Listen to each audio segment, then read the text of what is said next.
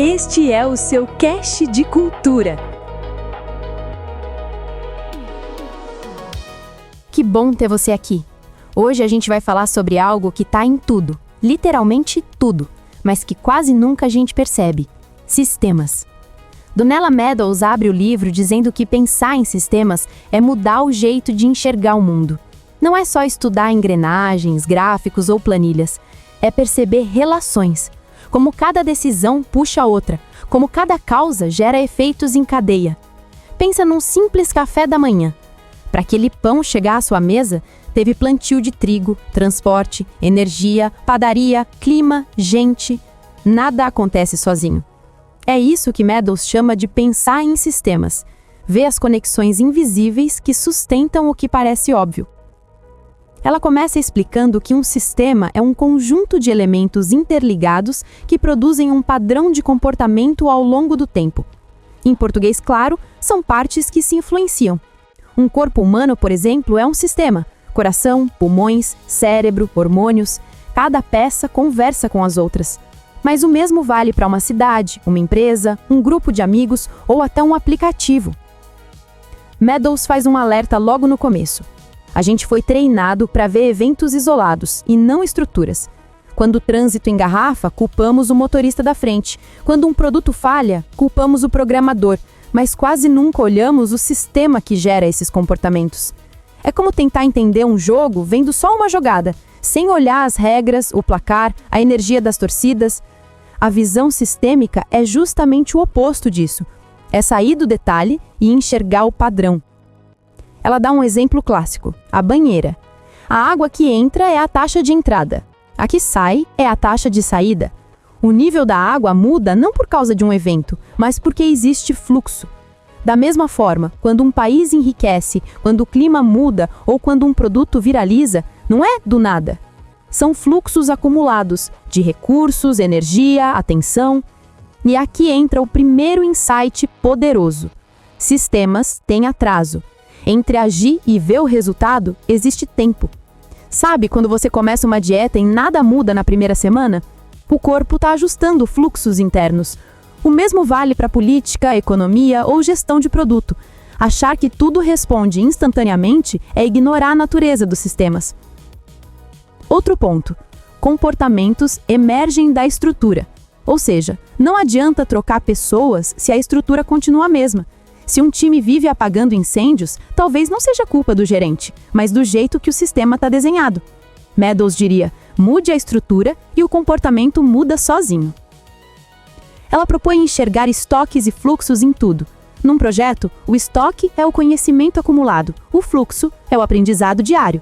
Na vida financeira, o estoque é o saldo, o fluxo são as entradas e saídas de dinheiro. Entender isso evita pânico e decisões apressadas. Pensa nas redes sociais. O estoque é o número de seguidores, o fluxo é a atenção que vai e vem. Quando alguém viraliza, é porque o fluxo explodiu, não porque o estoque surgiu do nada. Mas quando o fluxo some, o estoque começa a evaporar. É por isso que manter engajamento é mais difícil do que ganhar.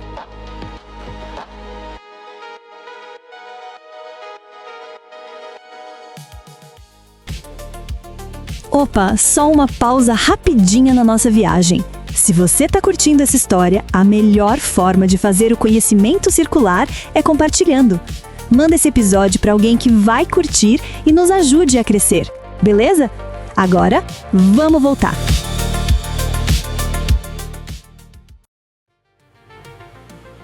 A autora também fala de realimentações, ou feedback loops. É o coração dos sistemas.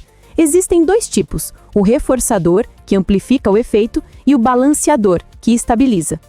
Um exemplo simples: quanto mais curtidas você recebe, mais posta. Quanto mais posta, mais curtidas. Esse é um ciclo reforçador.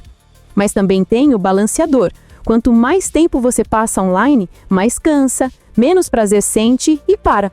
O sistema se ajusta. Esses loops explicam desde crescimento populacional até crises financeiras. E Meadows é bem direta. A maior parte dos nossos problemas vem de feedbacks mal interpretados. A gente responde aos sintomas, não às causas. É como aumentar o ar-condicionado quando o problema é o sol batendo na janela. Ela conta que sistemas podem ser resilientes, auto-organizados e até evolutivos. Resiliência é a capacidade de voltar ao equilíbrio depois de um choque. O corpo faz isso o tempo todo. Você come mal, dorme pouco, mas ele tenta se ajustar. Empresas também mudam times, processos, estratégias, mas essa resiliência tem limite. Se o choque é grande demais, o sistema colapsa. A auto-organização é ainda mais fascinante. Significa que sistemas conseguem criar novas estruturas a partir de dentro.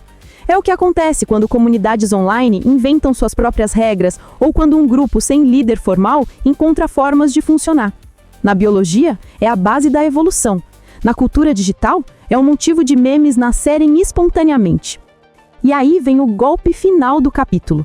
Quanto mais a gente tenta controlar um sistema complexo, mais ele escapa, porque cada ajuste cria novos efeitos colaterais.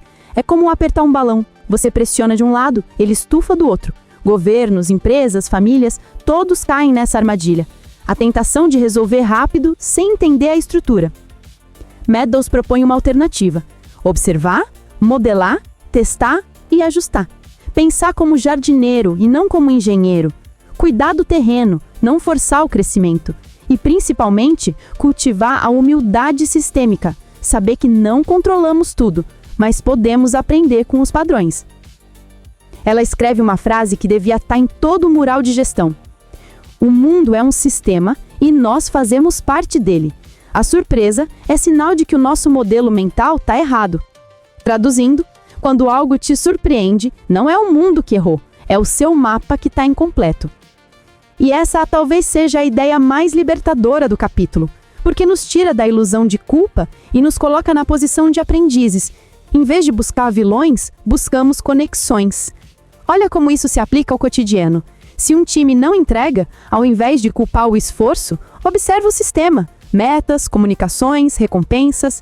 Se um relacionamento repete o mesmo conflito, talvez o padrão esteja na estrutura das conversas, não na intenção das pessoas.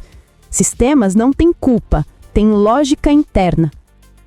Pensar assim muda tudo, faz a gente sair do modo consertar e entrar no modo compreender. E essa mudança de postura, mais paciente, mais curiosa, é o primeiro passo para transformar qualquer coisa. Meadows termina o capítulo dizendo que o pensamento sistêmico é uma lente, não uma receita, uma forma de ver, e quando a gente vê diferente, age diferente. No fundo, pensar em sistemas é um ato de empatia. Reconhecer que tudo está conectado, que cada decisão toca alguém, que o todo é maior que as partes.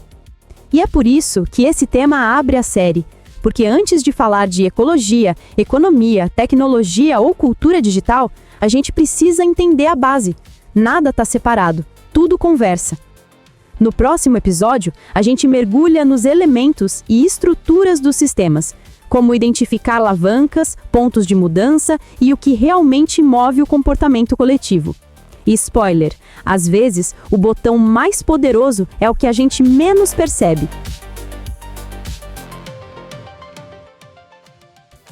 E assim fechamos esse episódio nessa viagem incrível. Se esse assunto te fascinou tanto quanto a gente aqui quer mergulhar de cabeça, o link para o livro está aqui na descrição.